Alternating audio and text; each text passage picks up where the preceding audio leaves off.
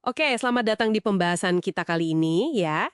Kita akan coba gali nih beberapa gagasan penting dari kutipan buku Jen Sincero, You Are a Badass at Making Money. Fokus utamanya itu, gimana sih pandangan kita, keyakinan kita, bahkan mungkin rasa canggung kita soal uang, itu ternyata ngaruh banget ke kemampuan kita buat dapetinnya.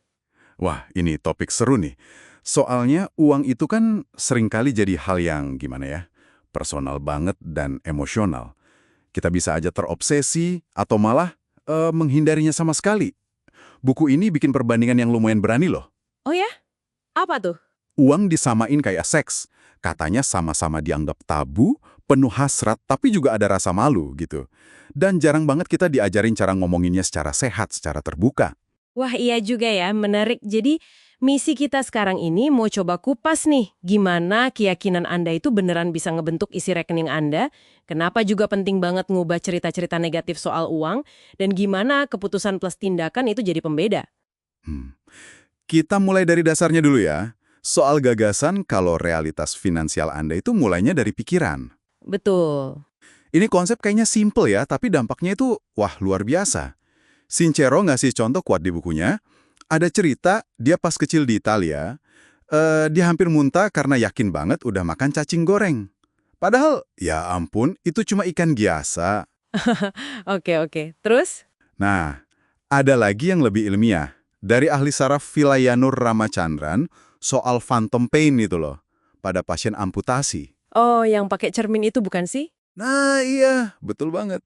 Dia pakai trik cermin gitu buat menipu otak supaya ngelihat anggota tubuh yang hilang itu seolah masih ada, masih utuh. Dan hasilnya, rasa sakit kronis di bagian yang udah nggak ada itu bisa hilang. Intinya, bukan cuma pikiran itu kuat, tapi otak kita tuh bisa dilatih ulang secara fundamental. Jadi bisa merasakan realitas yang beda ya, bahkan secara fisik. Iya, artinya kemustahilan finansial itu seringnya cuma persepsi yang bisa kita rekayasa ulang, bukan fakta mati gitu. Wah, implikasinya gede banget ini. Jadi, apa yang Anda yakini soal uang, entah itu susah dicari, atau akar kejahatan, atau cuman buat orang hoki, itu secara aktif ngebentuk pengalaman Anda sendiri ya. Menguasai pikiran jadi langkah pertama banget berarti. Coba deh Anda renungkan sebentar, ada nggak sih suara di kepala Anda yang tanpa sadar bilang, duh, uang tuh susah, atau, kayaknya gue nggak pantas kaya deh. Nah, dan kalau pikiran kita punya kekuatan sebesar itu, pertanyaan lanjutannya, energi mental kita sehari-hari itu kita arahin kemana? Penulisnya cerita pengalamannya sendiri, ngabisin banyak waktu dan energi cuma buat nyari diskon, nawar mati-matian, atau jalan kaki jauh biar hemat berapa perak gitu. Yang menarik dari situ bukan soal hematnya ya, tapi lebih ke biaya peluang dari energi yang kepakai itu kan? Persis, energi mental yang terkuras buat cemas karena kurang atau hemat buat hal-hal kecil, kalau dialihkan, fokusnya buat cari cara menghasilkan lebih banyak atau ngiptain sesuatu yang bernilai, hasilnya bisa beda jauh banget. Jadi waktu yang habis buat sekedar bertahan hidup atau cari pembenaran kenapa kondisi finansial kita ya gini-gini aja, itu sebenarnya waktu yang bisa dipakai buat bangun sesuatu yang lebih oke ya. Betul. Ini jadi bahan refleksi penting nih buat Anda. Coba deh hitung-hitung, berapa besar porsi energi mental Anda yang habis buat khawatir soal duit, dibandingin sama energi buat cari atau ciptain peluang. Energi dan fokus ini nyambungnya juga ke cara kita mandang uang dan kekayaan itu sendiri ya.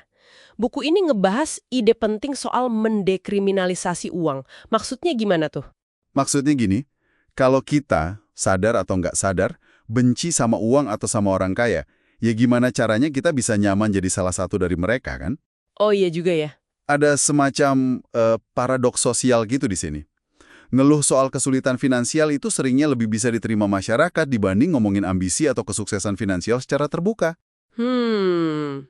Nah, yang menarik, buku ini ngaitin ketamakan itu bukan sama kekayaan itu sendiri, tapi sama lack mindset, pola pikir kekurangan.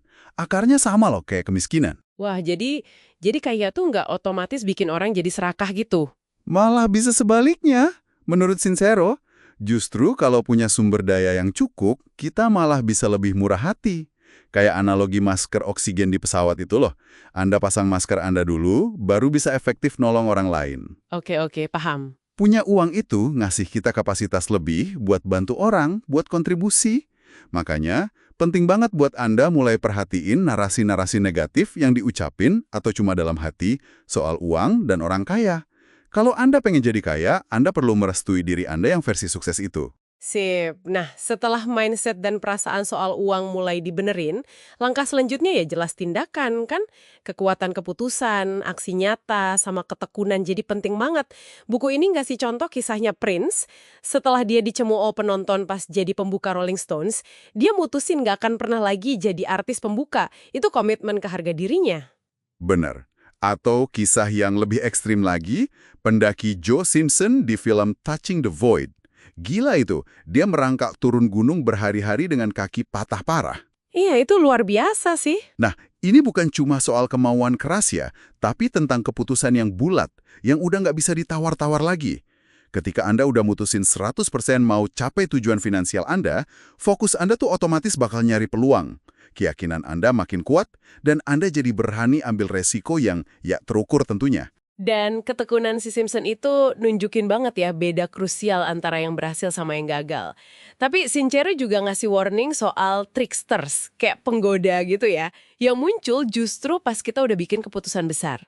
Iya, betul. Itu bisa macam-macam bentuknya. Bisa tawaran kerjaan yang kayaknya aman, tapi jauh dari mimpi Anda.